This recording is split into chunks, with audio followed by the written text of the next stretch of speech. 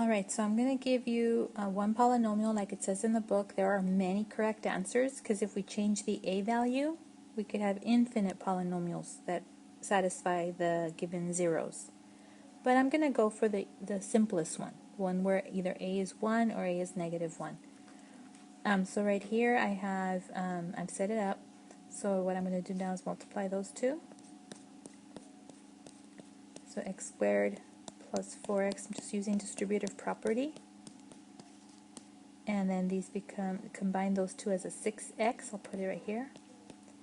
And then just distribute the x right here. So that's going to be x cubed plus 6x squared plus 8x.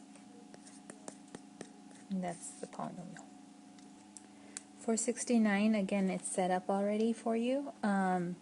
I just put them in the order that the zeros appeared in the book.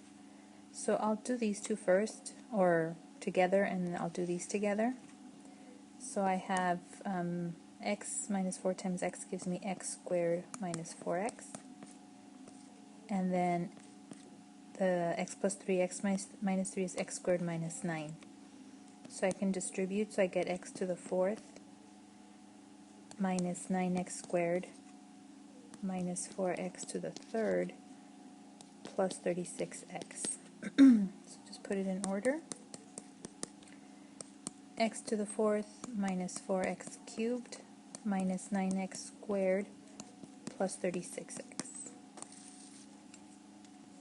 So 71, you treat it like any other zero where you have x minus one zero and x minus the other zero. But notice I put parentheses around it because the zero is a binomial. Okay, so you have to have parentheses around it. So the first thing I'm going to do is distribute the negative inside, so I get, x minus 1 minus radical 2 for the first factor.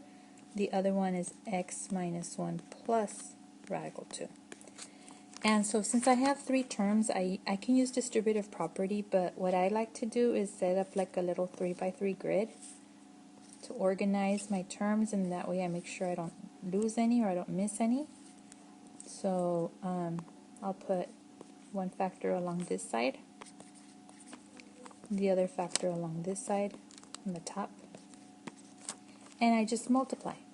So this gives you x squared negative x, x square root of 2, negative x, 1, negative square root of 2, negative x radical 2, radical 2, and minus 2, because square root of 2 times square root of 2 is 2, and there's a negative on one of them, so it's negative 2. So notice how these two cancel out, and let me change the color. This one and this one cancel out. So now we're just left with x squared. I'm going to combine these two right here, minus 2x, and then the 1 and the negative 2, minus 1. So there's a polynomial. So this one is similar to 71 with an added layer of a third factor right here. So we'll take care of these two first, okay, just like I did on the previous one. So the first thing I'm going to do first is bring down the x minus 2 so you don't forget about it. And then right here, distribute the negative. Okay, same thing with the third term, distribute the negative.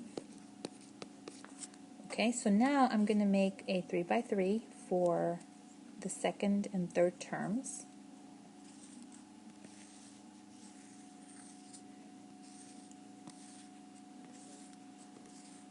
And so put one factor along the left side. And you can just use distributive property, but like I said on the other problem, I like to organize it like this so that I'm sure that I won't miss any terms this way.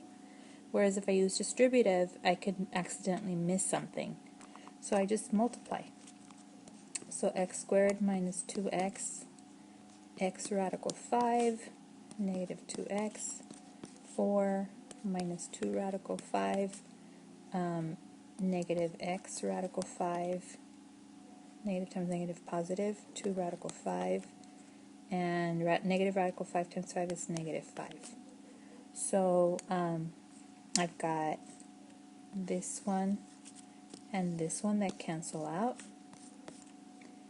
I've got this one and this one that also give you 0. Okay, so I have x squared minus 4x, and then we add the 4 and the negative 5, so that gives you negative 1. So that's one factor, but don't forget we have another one. We have an x minus 2. So I'll just stick it to the end over here at the end. And I can do distributive property or make another one of these little grids, a 2 by 3 this time, but I'll just use distributive property and I'll go backwards. I'll multiply this way. Okay, so I get x cubed minus 4x squared minus x, and then I'll do this with this, this with this, and this with this.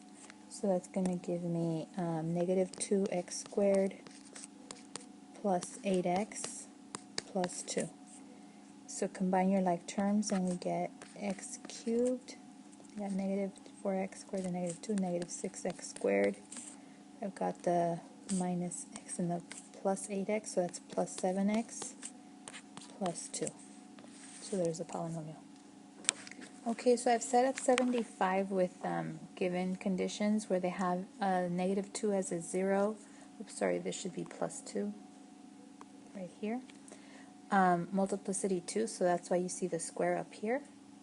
And then another 0, negative 1 right here. Multiplicity 1, so there's nothing there because we know it's 1. And degree 3, so if when I multiply this out and this, I will get x to the third. So now all I have to do is multiply it out. So my first step, or the first thing I'll do, is I'll square that. So I'll get x squared plus 4x plus 4. And then don't forget the x plus 1, just multiply it out. So I'm going to do the same thing. Well, this time I'll do a little, in number 73 I just did distributive property, and for this one I'll just do that little 2 by 3. So the x plus 1 goes here, x squared, 4x, and 4 goes here. So x, I'm just multiplying, x cubed, 4x squared, 4x, x squared, 4x, and 4. And then I'm combining like terms, so it's these two and these two are like terms. So the final answer would be x to the third plus 5x squared plus 8x plus 4. Okay, so I've got x plus 4 quantity squared because multiplicity is 2, the 0 is negative 4, and then another 0 is 3 with a multiplicity of 2 also. So I'm going to just square them first, square the individual factors first. So that's going to give me x squared plus 8x plus 16. Over here, x squared minus 6x plus 9. Don't forget the middle term, okay? If you tend to forget this term, just write it out. I just do it in my head because I've done it so much. But if this is like if you're not getting this, just write this out twice, and do distributive property. Okay? Now because I have a 3 by 3, I am gonna make a oops, I forget to change the pen. I am gonna make a 3 by 3 grid. And I'm going to place one factor on the left side down here. Now it doesn't matter what you place where, as long as you put them, together. So this is negative 6x and this is positive 9. So this is x to the fourth, and again we're multiplying. Negative 6x cubed, 9x squared, 8x cubed, negative 48x squared, 72x, 16x squared, negative 96x, and then 144. So now combine your like terms, this one with this one, these three, because they're all squares, and then these two because they're both x's. Okay, so now we get x to the fourth plus 2x cubed, 16, and 9 is 25, so it's minus 23x squared. And then negative 96 plus 72 is negative 24x plus 144. Now 79 added something. They gave you the end behavior, rises to the left and falls to the right, so I drew the end behavior right there under the 79. So that just indicates that A is negative, right? So I'm going to put a negative right here, which I wasn't doing before because they didn't specify the end behavior. But for 79, they are telling you specifically it rises to the left and it falls to the right. So I'm going to go ahead and square the binomial. Notice I'll keep the negative outside, so it's x squared plus 2x plus 1. Then don't forget the x plus 2. You can make a 2 by 3 if you'd like, or just distribute like the way I did earlier with the arrows and stuff, or just mentally, visually you can do that. So x plus 2 here, x squared, 2x and 1. This is x cubed, 2x squared, x. I'm just multiplying. 2 times x squared is 2x squared. 2 times 2x is 4x. 2 times 1 is 2. And so combine like terms. So I've got x cubed plus 4x squared plus 5x plus 2. But don't forget there's a negative in the front. So then this would be negative x cubed minus 4x squared minus 5x minus 2. Okay, so for 81, they're asking you to sketch a polynomial having the given condition. So third degree, negative leading coefficient with 2 real zeros. So that means it has to have contact with the x-axis and two different x values. With a negative leading coefficient, it has to be an up-down. And third degree means that it's going to have at most 2 turns, right? So let's say I can come through this way, that's 1 0. Come this way, there's 2 zeros. So I've got 1 0 right there, 1 0 right there, negative leading coefficient, and third degree.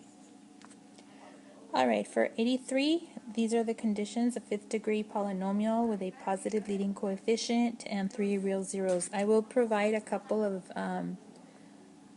options. So one could be, let me change the color. Coming in from the bottom, touching, going back, touching, and then going through. So here you have 1 0, 2 0, 3 zeros. Or you can have it, let's see, touching, going through, touching, and going back up.